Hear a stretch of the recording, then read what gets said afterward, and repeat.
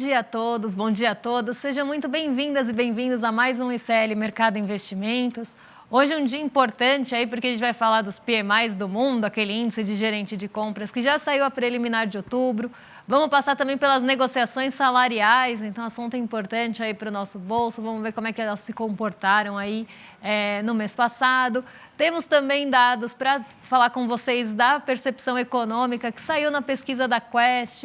Isso além de falar aí do mundão, vamos falar da Ásia também, porque por lá parece que vem incentivo novo. Mas antes de tudo isso, quero dar bom dia para o André. Bom dia, André, como você está hoje? Bom dia, Débora. Bom dia a todos os nossos telespectadores. Hoje um dia de agenda cheia aqui no Brasil, principalmente. Tivemos as negociações salariais, novamente um bom sucesso aí para a classe trabalhadora. Mesmo assim, a percepção do consumidor está decaindo, então a gente vai tentar explicar para vocês o que está acontecendo. A pesquisa Quest também está mostrando isso, que as pessoas estão tendo uma visão de que a economia está desacelerando, mesmo com os dados mostrando ao contrário. Vamos falar da Crefisa, né, que está sendo processada aí por causa de juros abusivos, mas antes de tudo, a gente vai falar aqui do nosso mundão, né? Notícia aqui no nosso site para a gente estrear sempre o nosso programa, né? Mostrando aqui para vocês todo um resumo do que aconteceu e do que esperar aí para esse dia de hoje. Mas, Débora, como que está a Ásia, né? A gente sempre começa lá pelo outro lado do mundo. Como que está a situação asiática hoje? A Ásia ficou mais animada hoje, André. Na verdade, ela estendeu o otimismo e o ânimo que a gente viu acontecer ontem, porque ontem a gente teve um dia, como eu falei, era um dia esperado ali de um alívio maior, né? A gente teve algumas divulgações e eu vou passar isso aí para vocês daqui a pouco, mas a gente teve um alívio maior nas treasuries, então as treasuries elas arrefeceram depois de bater 5%, um patamar histórico, então elas voltaram ali a arrefecer. A gente teve também um ponto importante ontem, que foi a divulgação do PMI, que eu vou passar daqui a pouco. Esse PMI não mudou as expectativas dos investidores para os juros dos Estados Unidos, então eles continuam acreditando, em sua maioria, que no mês que vem, né, em novembro, a gente vai ter manutenção dos juros por lá. Então, as expectativas estão mais calmas em relação aos juros dos Estados Unidos e isso trouxe ventos positivos já pela manhã na Ásia. Então, desde o fim da tarde ontem, né, a gente via esse movimento já trazendo as bolsas aqui e também lá em Nova York para o terreno positivo. E esses ventos chegam aí na Ásia durante a madrugada. A Ásia, ela opera o dia bem positiva e no fim do dia lá, a gente teve ainda uma injeção de ânimo a mais que veio da China. A gente sabe que tudo que o Xi Jinping faz acaba virando ali foco na China, ele atrai ali olhares e holofotes, e hoje ele fez uma visita a portas fechadas ao Banco Popular da China, então o mercado viu isso como uma sinalização de um possível direcionamento ali para medidas de estímulo, maior foco na economia e nos mercados financeiros que estão meio prejudicados na China. A gente viu nessa semana, a gente está com uma dificuldade ali de engrenar a alta, né? E voltamos lá na China a patamares de 2019 na Bolsa. Então, o mercado viu como essa sinalização e no mesmo dia, né, a gente teve uma notícia sendo divulgada por lá, que o déficit, né, a proporção do déficit em relação ao PIB, do déficit fiscal, aumentou, então foi aprovado esse aumento, né, dessa proporção de déficit em relação ao PIB para 3,8%, e com isso a China aí emitiu novos títulos soberanos, então mostrando também que ela está buscando formas de estimular aí a sua economia. Isso acabou animando os mercados que já estavam positivos. O Nikkei 225, que está aí na tela, vocês estão vendo, subiu 0,67% hoje. Então, a gente vê um movimento positivo liderado pela Bolsa do Japão. O Xangai Composto subiu bastante também, ficou um pouquinho abaixo do Nikkei 225, mas aqui o Nikkei 225 ele também acaba sendo um pouco mais sensível a questões de Estados Unidos, então ele acabou aí pegando os dois movimentos e liderando as altas por lá.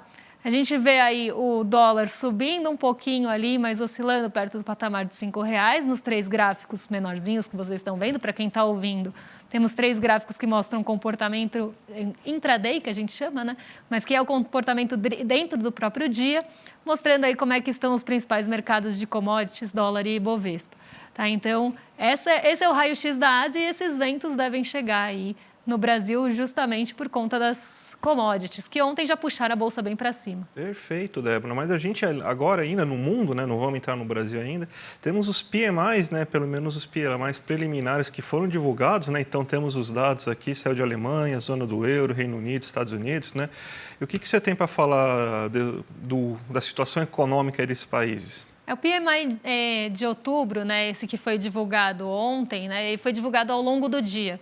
Então, os Estados Unidos foram os últimos a divulgarem aí o PMI por conta do horário, então a gente trouxe aí esses PMIs hoje todos reunidos. E esse PMI de outubro ainda é preliminar, então é como se ele fosse uma prévia do final de outubro, mas ele já traz aí um direcionamento, um termômetro do que esperar dos setores dentro desses países. Então, quando a gente está falando de PMI composto, a gente está falando de uma composição entre o PMI industrial e o de serviços, e o PMI industrial e de serviços, que a gente chama de dados de índice de gerentes de compra em português, seriam aí o ritmo, né, mediriam o ritmo da atividade econômica de cada um desses setores. Então, a gente vê uma situação que a gente já vem falando aqui, teve uma melhora na Alemanha, principalmente no PMI industrial, então ela sai ali de 39,6 para 40,7, fica ainda acima do esperado, né, que era 40, então mostra aí uma breve recuperação da atividade industrial alemã, que atingiu seus menores patamares aí nos últimos meses, mas a zona do euro como um todo ainda mostra bastante dificuldade. Então, no mês passado, em setembro, a gente tinha ali o PMI composto em 47,2, caiu para 46,5. O PMI industrial, que estava em 43,4, cai para 43 e fica abaixo do esperado também. E o PMI de serviços, que estava ali em 48,7, cai para 47,8. Então, a gente vê, apesar de algum respiro ali na produção industrial, né, na atividade industrial da Alemanha, a zona do euro ainda enfrenta, né, como um todo, muitas dificuldades. Então, isso mostra, né, que é um cenário bem difícil para a União Europeia de uma forma da zona do euro como um todo. E isso até sinalizou ontem que por lá talvez basta de aumento nos juros. Então, a divulgação do PMI reforçou isso. Eu até cheguei a comentar no finzinho do programa, quando eu falei que o euro estava se desvalorizando frente ao dólar, foi justamente por isso, né? Quando a gente teve essa divulgação desses dados, o mercado passou a esperar que a zona do euro não vai mais aí subir juros, né? Não tem porquê, as atividades lá estão bem enfraquecidas e a gente ainda tem um conflito no Oriente Médio que pode ainda agravar essa situação, dependendo aí das questões energéticas, como é que elas desdobrarem. Então, por lá, chega de alta de juros, foi isso que o mercado sinalizou. Então, o euro acabou enfraquecendo um pouquinho. Quando a gente vai para Estados Unidos, a gente vê que o PMI surpreendeu, né? A expectativa é que o composto ficasse em 50, ele subiu para 51, no mês passado estava em 50,2, o industrial ficou também em 50, estava em 49,5 de projeção e 49,8 no mês passado, então subiu também. E o PMI de serviços, que estava em 50,1, sobe para 50,9. Lembrando que o PMI, quando ele atinge ali o patamar de 50, é quando aquela atividade está em expansão.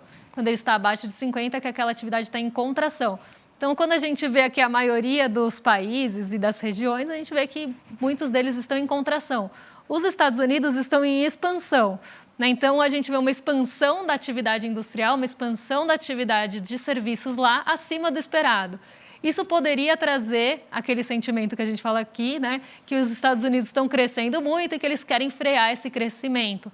Mas ontem o PMI não trouxe esse sentimento, né, ele poderia até agravar essa expectativa por alta de juros ou por juros mais longos, por juros mais longos aí, mas isso não aconteceu. A expectativa é que a taxa de juros continue ali mantida na reunião do 1º de novembro e a gente vê aí essa expansão da atividade econômica dos Estados Unidos indo contra o que eles querem justamente, que é frear isso, né? O que é muito triste da gente falar, mas isso aí a gente sempre fala. Não, eles vão acabar conseguindo. Fique tranquilo aí que eles vão acabar conseguindo. Eles vão aumentar tanto os juros uma hora aí que eles vão conseguir a recessão, né? É estranho falar isso, né? Mas tudo bem. Vamos falar então agora aqui do nosso Brasilzão, Débora, porque a gente teve os dados da negociação salarial sendo divulgadas hoje pelo IBGE, né? Então a gente tem que, no ano, mais de 78% das negociações salariais ficaram acima da inflação. Se a gente pegar o resultado mensal, 72% das negociações salariais tiveram resultado acima da inflação, ou seja, o reajuste que foi obtido de quem negociou seu salário em setembro foi, em média, teve 73% das pessoas conseguiram reajuste acima da inflação. Durante o ano todo mundo que já reajustou seu salário nesse ano, 78% dessas pessoas conseguiram já um reajuste acima da inflação. A gente tem até o gráfico aqui para mostrar para vocês o que está acontecendo, né? Que você vê aqui que 78,1% dos reajustes no ano estão acima da inflação, sendo que 71,9% somente nesse mês aí você teve de reajustes acima da inflação no mês de setembro. Se a gente for pegar aqueles que são igual à inflação, ou seja, que empata, que mantém o poder de compra da pessoa, nesse mês, de todas as negociações ocorridas, 13,7% dessas negociações resultaram em reajuste igual à inflação. Então a gente tem 72 mais 13, 85%, né? 85% dos reajustes acontecendo pelo menos igual à inflação. Então, a gente tem que 85% das pessoas não tiveram perda salarial nem perda de poder de compra nesse mês. E no ano, a gente tem, então, que 16,7% das pessoas que renegociaram seus salários tiveram reajuste igual à inflação. Ou seja, 78 mais 16, a gente tem, então, 80, quase mais de 90% aí das pessoas, né? Conseguindo, né, quase 95% das pessoas conseguindo um reajuste que pelo menos mantém o seu nível de poder de compra. Isso é uma situação muito boa para o trabalhador brasileiro, porque a gente tem que, existe vamos dizer assim, uma tempestade perfeita, né? Tempestade, se for olhar para o empresário, que ele não gosta, o empresário não gosta de dar reajuste. Ele fala que gosta, mas não gosta, tá, gente? Então, você tem o quê? Baixo desemprego significa que vai ter maior dificuldade para conseguir encontrar uma peça de reposição entre os desempregados no mercado de trabalho, então ele aceita com maior facilidade negociações. Você tem baixo custo de reposição salarial, porque a inflação está menor. Então, você tem essa soma de duas coisas, faz com que o poder de barganha do trabalhador aumente. Olha que a gente está numa situação de sindicatos bem enfraquecidos. E você vê assim, se pegar setorialmente, né, o setor comercial que tem um sindicato mais fraco do que os outros, ele vai ter um sucesso nas suas negociações bem menor do que o resto. Se a gente vê 70% das negociações ocorrendo acima da inflação, mas no comércio é um pouquinho mais de 50%. Então você vê a diferença, né? Quando você tem trabalhadores bem organizados que conseguem reajustar seu salário e trabalhadores pouco organizados que não, quando vão tentar reajustar seu salário. Então, esse aí é um bom momento aí, uma das melhores facetas, né, da economia brasileira nesse ano, porque desde o governo Dilma não tinha um sucesso tão grande. No governo Dilma a gente tem que lembrar que chegou a mais de 90%, né? Teve meses que chegou a 100% de sucesso acima da inflação. Então, a gente tem agora que, depois de governo Dilma II, que foi aquele período de austeridade e tudo mais, além do governo Temer e do governo Bolsonaro, a gente tem, então, que finalmente voltamos a ter o maior poder de barganha. O trabalhador está resultando em melhores salários para as pessoas. Débora. Boa notícia, né? Porque quem lembra aí de períodos anteriores sabe que a gente tinha uma negociação salarial muito baixa, inclusive em muitas das regiões aqui do país que a gente tinha crescimento, esse crescimento não pulverizava, não chegava ao trabalhador, né? Não tinha uma melhora de salário há bastante tempo. Então, uma notícia aí positiva. Agora a gente vai falar, né, de uma notícia não tão positiva, né, que é justamente da questão da Crefisa, né, que foi aí condenada, né, pelo menos 10 vezes na justiça aí, paulista por cobrar juros abusivos de idosos, né? Então, a gente vê, depois eu vou até abrir aqui para vocês o site do Banco Central para mostrar, mas aqui a gente vê uma taxa de juros, assim, abusiva sendo realmente cobrada, né, em algumas modalidades de crédito, não só no consignado, mas no crédito livre também ainda maior. Então, aí, uma notícia aí de juros que a gente sempre fala aqui, né, juros impagáveis, né? Então, né, o que a Crefisa, né, e a sua presidente, a Leila Pereira, né, famosa tia Leila, né, está fazendo é basicamente enganando as pessoas, né, tanto que as pessoas que conseguiram ganhar na justiça se mostraram enganadas porque elas não imaginavam que teriam que pagar quase 4% de taxa de juros durante o ano, então essa é a porcentagem anual. O rotativo está em 400, né? Mas para o crédito da Crefisa aí, está em quase 1000%. A Débora vai abrir daqui a pouco. Então, o que está acontecendo é que a Crefisa ela é uma das empresas dessa modalidade de consignado que mais exploram as pessoas quando vão pedir esse tipo de crédito. E pessoas que pedem esse tipo de crédito, são créditos pequenos, que poucas vezes passam de R$ 1.000, elas estão pegando esse crédito justamente para você conseguir pagar aquelas contas no mês. Não é para você fazer grandes extravagâncias, fazer uma viagem, fazer algo de luxo, não. É para conseguir acertar a finança do mês. Então, o que ela faz? Ela mantém pessoas que estão passando muita necessidade, explora as pessoas assim de maneira injusta, não é ilegal, mas é completamente imoral. E para ninguém falar nada, ela se utiliza aí de um sport washing, né? Porque todo mundo agora fala que quando você fala da Leila Pereira, você pensa o quê?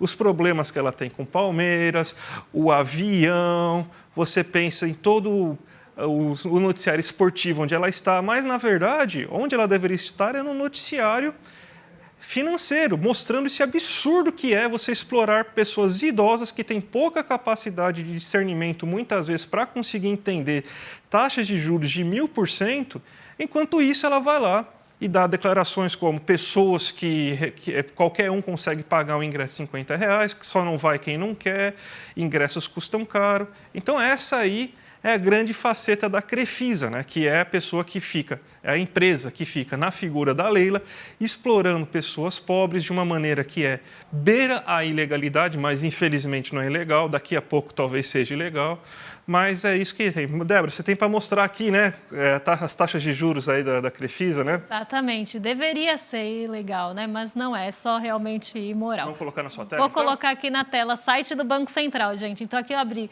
pessoa física, crédito pessoal não consignado, então aqui não é aquele consignado que desconta na folha. Nesse também está ali nas cabeças, tá, a Crefisa? Mas aqui eu peguei esse número porque esse número é impressionante. Então vamos lá. Vou descer a tela aqui.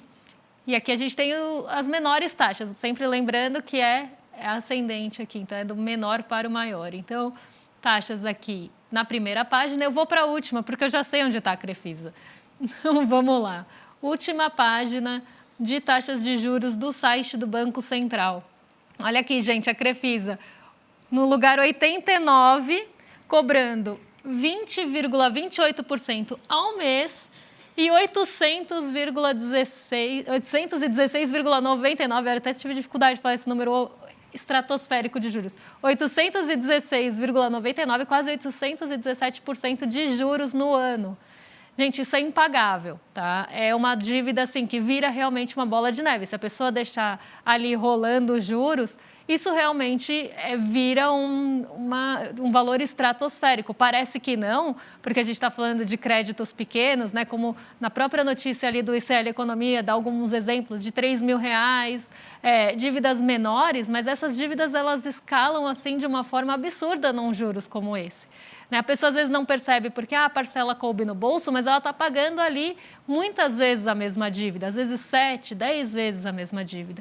Então aqui a gente está vendo um exemplo, né, e que esse exemplo da Crefisa condenada sirva para outras financeiras que fazem o mesmo, porque aqui a gente está falando de pessoas às vezes que não conseguem crédito fácil em outras financeiras e vão buscar numa quase desespero uma financeira como essa que fala, a gente dá crédito se você tiver negativado, a gente dá crédito para pensionistas, INSS, enfim, eles trazem esse público para poder explorar, para deixar ali realmente uma pessoa explorada, pagando aquela dívida durante meses da vida dela, né, numa taxa super abusiva. Então, e aí é o que eu falo, né, que eu sempre volto nesse ponto, não é o brasileiro que não quer pagar a dívida, é porque uma dívida de 817% de juros é impagável, né, ela vai acabar virando realmente ali um monstro financeiro no bolso daquela pessoa, né? Então, é isso que aumenta a inadimplência, você está dando crédito caro para uma pessoa que já estava com dificuldades ali de se organizar financeiramente, e explorando ela com 817% de juros. Que vergonha, né? Só isso que eu tenho a dizer. Então, para variar, né, o negócio da Crefisa e da tia Leila é manter como refém idosos que não vão conseguir se livrar nunca da dívida e deixar isso como herança para suas famílias, né? Vamos mudar de assunto, né? Que a gente tem coisas importantes para falar, né? Vamos falar, por exemplo, agora da pesquisa Quest, né? Que está mostrando a questão da percepção aqui que as pessoas têm em relação à economia. A gente pediu aí para colocar aqui, a gente montou aqui 5 gráficos para a gente fazer uma análise. Vamos fazer então, Débora, fazer um resumão dos 5, depois a gente faz o comentário que a gente tem para fazer, né? Mas você vê aqui, primeiro ponto importante, nos próximos 12 meses, qual a expectativa em relação à economia? Caiu em 9 pontos percentuais o número de pessoas que acreditam que a economia vai piorar e subiu em 6 pontos percentuais a quantidade de pessoas que acreditam que a economia vai... Desculpa, caiu em 9 pontos percentuais a quantidade de pessoas que acham que a economia vai melhorar e subiu em 8 pontos percentuais a quantidade de pessoas que acham que a economia vai piorar. O próximo gráfico que a gente tem também, para a gente falar, que é sobre...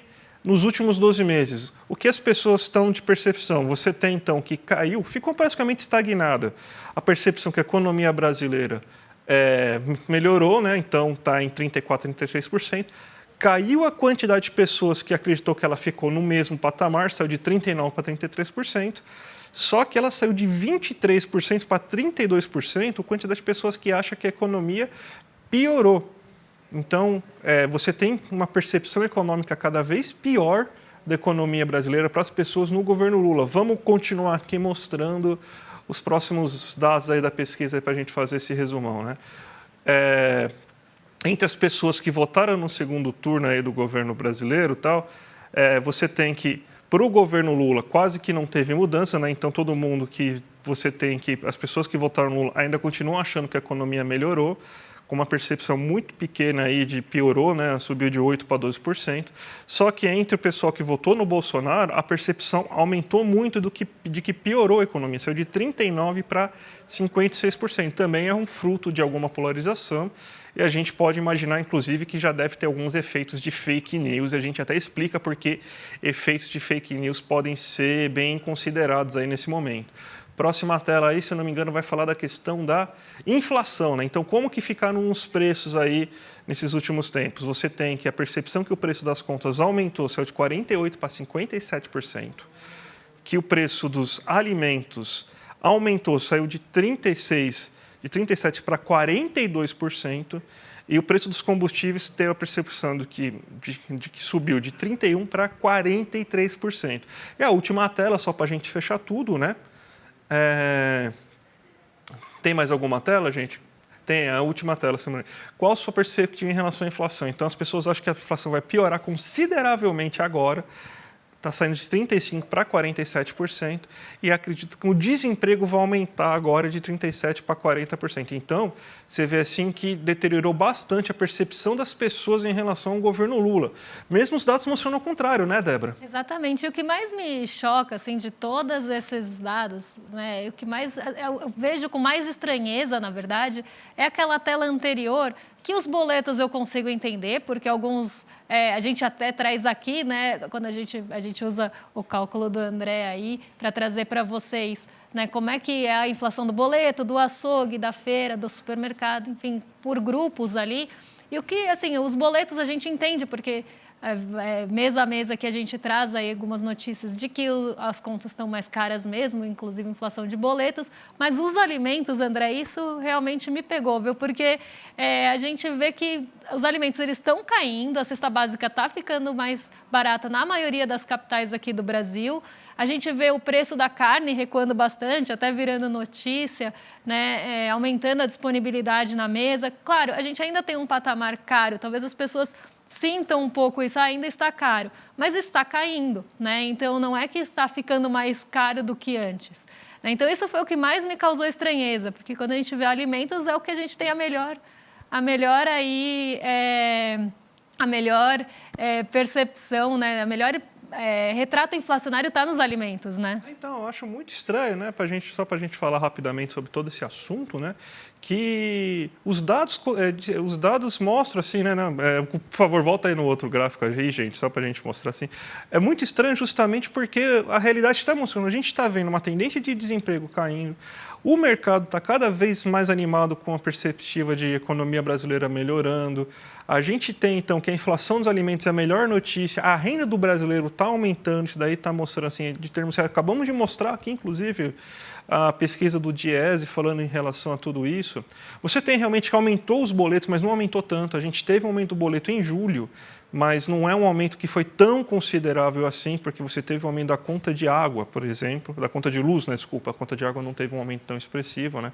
Mas então, essa percepção do brasileiro tem muito assim a ver com o que se debate e se discute, né? A gente sabe que historicamente, né, você tem um problema que o brasileiro ele enxerga inflação mesmo quando não existe inflação, né? Então, você sempre ouve, mas o preço, uma das dúvidas que a gente sempre ouve, mas eu não estou sentindo essa queda da inflação no meu bolso. É uma coisa que o brasileiro tem um trauma histórico, a gente entende por causa dos anos 80, mas a gente vê sim que o brasileiro não consegue enxergar a questão inflacionária, mesmo quando os dados mostram a realidade, e provavelmente tem muita fake news ainda falando aí, porque os dados estão mostrando que a economia está melhorando, mas a percepção não muda em relação a isso, Débora. É impressionante. Exatamente. E a inflação também pega um pouco aqui, né? A percepção, a expectativa que vai aumentar, porque a gente vê exatamente o contrário, até no relatório Focus, né? Que é a visão do mercado, dela caminhando cada vez mais aí para dentro da meta, né? Então, vamos ver aí como é que a gente tem os próximos passos aí dessas pesquisas. Vamos derrubar os últimos dois assuntos, Débora, para a gente ir lá falar das aberturas de mercado. Então, vamos colocar a tela da Débora aqui agora para vocês aqui. Como que está o nosso mercado hoje aí? Tá desanimado, né? Não está muito feliz. Ele desanimou, na verdade, porque a gente teve uma abertura bem positiva do Ibovespa, né? O nosso índice aqui é de referência. Ele abriu positivo justamente pelo motivo que eu tinha falado, ventos vindos da Ásia. Já estavam ali alimentando uma perspectiva para aquelas ações que têm um grande peso no nosso índice, que são as ações ligadas às commodities, delas terem uma melhor performance hoje. Só que quando a gente teve a abertura em Nova York, a abertura de lá veio bastante negativa. E isso acabou contaminando, né? A gente sabe que tem essa contaminação, acabou contaminando aí o mercado brasileiro. A gente ainda tem a Vale avançando bastante, porque o minério de ferro negociado em Dalian hoje subiu mais de 3%.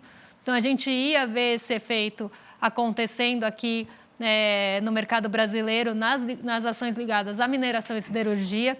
Então, a gente vê aí o Ibovespa tendo uma queda, mas uma queda até limitada, por conta das ações principalmente ligadas à mineração e siderurgia. Mas o que está acontecendo na Nasdaq? Né? Por que ela está caindo 1,40? A Nasdaq tem um motivo bem específico para isso. Além de sensibilidade em relação a juros, que hoje eles voltaram aí a dar uma escaladinha, não tanto quanto na semana passada, mas voltaram ali a ter incerteza, conforme vai chegando perto da reunião do Comitê de Política Monetária, que lá não chama assim, né? É mercado aberto, é o FONC. Conforme vai chegando ali perto da reunião, as expectativas vão ficando mais acaloradas. Mas o que aconteceu na Nasdaq não é só isso. A gente teve a divulgação dos resultados corporativos da Alphabet e eles acabaram ficando ali abaixo do esperado. Então, isso puxou as ações de tecnologia para baixo. Então, a Nasdaq hoje está sofrendo aí, mais aí por questões, não só por questões mais macroeconômicas aí de expectativa em relação a juros, mas também por resultados corporativos. O EWZ caindo em Nova York mais do que o Ibovespa aqui, né, acompanhando bastante o movimento negativo das bolsas por lá. Como eu falei, Nikkei 225 e Xangai Composto ficaram no terreno positivo hoje, deram aí sequência nos ganhos de ontem. O dólar volta a subir. Então, aqui um movimento até esperado de uma queda moderada na nossa bolsa e uma alta moderada no dólar. Vai para os R$ 5,01, até tinha falado que ele estava orbitando ali os R$ 5,00. Ontem ele ficou ali abaixo dos R$ 5,00, fechou em R$ 4,99. Desde setembro foi a primeira vez que a gente viu isso, que ele furou aí esse piso, mas hoje volta aí para os R$ 5,00. DXY, que é o dólar em relação aos pares, também sobe hoje. Então, não é um movimento exclusivo do real, essa alta. A gente vê também ele se fortalecendo frente aos pares. O euro eu já expliquei, né? Mas a gente tem também um fortalecimento por conta aí desse aumento pontual das treasuries, que deve acontecer hoje durante o dia. Não por nenhum motivo também específico, o único dado que saiu hoje nos Estados Unidos foram moradias novas, né? Os dados de compras de novas moradias, ele também ficou acima do esperado, então mostrando aí um setor imobiliário um pouquinho aquecido ainda. E o petróleo Brent cai 0,66, mais negociado aí $86, abaixo até do patamar de $90. Então, aqui um cenário mais até cauteloso do mercado do que qualquer outra coisa, apesar das notícias positivas vindas da Ásia. As notícias positivas vindas da Ásia, na verdade, estão limitando que o Ibovespa não caia mais. Porque quando a gente vê o movimento de Nova York, ele está muito mais aí pesado para baixo. Perfeito, Débora. Vamos se despedir então, mas sem antes esquecer dos nossos recados, né? Porque agora a programação de ICL à tarde começa às 5, né? Não é mais às 6, agora é às 5, com o Rolê ICL, com o William De Luca, mostrando todas as novidades, os memes, o que está bombando na internet. Um programa muito legal, diferente, imperdível, gente. Então, já começa aqui a programação às 5 horas da tarde e logo às 6 a gente tem o ICL Notícias, segunda edição, com a nossa dupla de Chicos, Chico Pinheiro e Chico Sá, e também a Gabi Varela aí no comando aí dessa atração. E logo depois, às 7h30, a gente já tem o Sinapse, com a Robertinha Garcia e também o César Calerron. Então, sempre uma entrevista imperdível, então continue aqui com a gente aí pelo resto do dia, que vai valer a pena, Débora. E amanhã vocês já sabem, né? A partir das 7 da manhã a gente está de volta, com toda a sequência que vocês conhecem, o Desperta logo cedinho, o ICL Notícias primeira edição, em detalhes ali, vindo na sequência para aprofundar algum tema específico que está sendo tratado aí no noticiário, e a gente aqui, a partir das 11 horas, para trazer para vocês aí os dados da economia, dos mercados, o que está mexendo com o mundão, e amanhã também dia importante, vocês vão ver por quê. Gente, um abraço e até a próxima. Pessoal, eu estou aqui para anunciar o meu curso As Classes Sociais no Brasil. Um tema extremamente importante para que a gente conheça como é que a gente tem uma sociedade que é rica, como nós todos sabemos, mas que 80% dela é condenado à pobreza. Como isso acontece? Como isso se legitima? O que é que isso cria entre nós? Como é que a nossa sociabilidade é construída e mantida a partir desse jogo que é perverso? Isso é o tema do meu curso. E eu gostaria muitíssimo, ficaria muito contente que vocês pudessem vê-lo. Um grande abraço a todos.